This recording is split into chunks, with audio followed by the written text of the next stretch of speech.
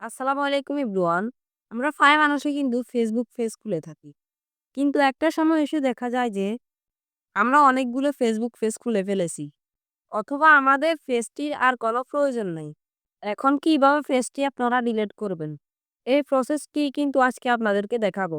যদিও অনেকেই আগে থেকে পেজ ডিলিট করতে পারেন, কিন্তু বর্তমানে ফেসবুকে কিন্তু সেটিংস গুলোকে আপডেট করেছে। তো বেশি কথা না বাড়িয়ে মোবাইল স্ক্রিনে যাওয়া যাক। তো মোবাইল স্ক্রিনে যাওয়ার আগে আপনাদের সবার কাছে একটা রিকোয়েস্ট। ভিডিওটি যদি আপনারা আমার ফেসবুক পেজ থেকে দেখে থাকেন, তাহলে পেজটিকে ফলো করে দিবেন। আর যদি ইউটিউব চ্যানেল থেকে দেখে থাকেন তাহলে চ্যানেলটিকে সাবস্ক্রাইব করে দিবেন। চলুন মোবাইল স্ক্রিনে যাওয়া যাক।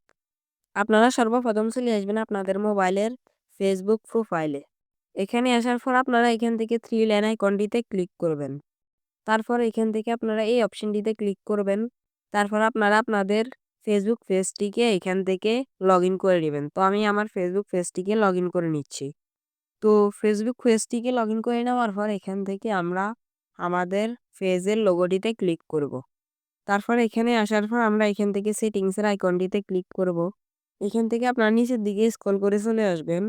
তো এখানে আসার পর আপনারা এখানে ইউর ইনফরমেশনের জায়গায় একটি লেখা দেখতে পাচ্ছেন, অ্যাক্সেস অ্যান্ড কন্ট্রোল, এই অপশনটিতে ক্লিক করবেন। এখানে আসার পর আপনারা এখান থেকে যদি আপনাদের পেজটিকে ডিঅ্যাক্টিভেট করতে চান তাহলে এটিকে সিলেক্ট করে দিবেন। আর আপনারা যদি পার্মানেন্টলি ডিলিট করতে চান তাহলে এটিকে সিলেক্ট করে দিবেন। তো আমি ২ নাম্বারটিকে সিলেক্ট করে দিচ্ছি। তারপর এখান থেকে আমরা এই কন্টিনিউ অপশনটিতে ক্লিক করব। তো তারপর এখান থেকে আপনারা নিচের দিকে কন্টিনিউ নামক অপশনটিতে ক্লিক করবেন। তারপর আপনারা চাইলে এখান থেকে আপনাদের পেজের সকল ইনফরমেশন এখানে ক্লিক করে ডাউনলোড করে নিতে পারবেন। তো আমি যেহেতু ডাউনলোড করতে চাচ্ছি না তাই আমি কন্টিনিউ বাটনটিতে আবার ক্লিক করব। তারপর এখানে আমরা আমাদের প্রোফাইলের পাসওয়ার্ডটি দিয়ে দিব। যেটার মাধ্যমে আমরা আমাদের ফেসবুক প্রোফাইলটিকে লগ ইন করি সেই পাসওয়ার্ডটি এখানে দিয়ে দিব। তো আমি আমার পাসওয়ার্ডটি দিয়ে দিচ্ছি। তো আপনারা দেখতে পাচ্ছেন আমি কিন্তু পাসওয়ার্ডটি দিয়ে দিয়েছি। তারপর এখান থেকে আমরা কন্টিনিউ বাটনটিতে ক্লিক করব।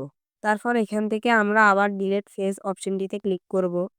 তো আপনারা দেখতে পাচ্ছেন আমাদের ফেসটি কিন্তু অলরেডি ডিলিট হয়ে গেছে। আজকের ভিডিওটি এই পর্যন্ত। এই ভিডিওটি কেমন লেগেছে তা কমেন্ট বক্সে জানিয়ে দিবেন। ভিডিওটি ভালো লাগলে একটি লাইক করে দিবেন। প্রতিদিনের মতো আমি বিদায় নিচ্ছি। সৌরভ ভালো থাকুন, সুস্থ থাকুন। আল্লাহ হাফেজ।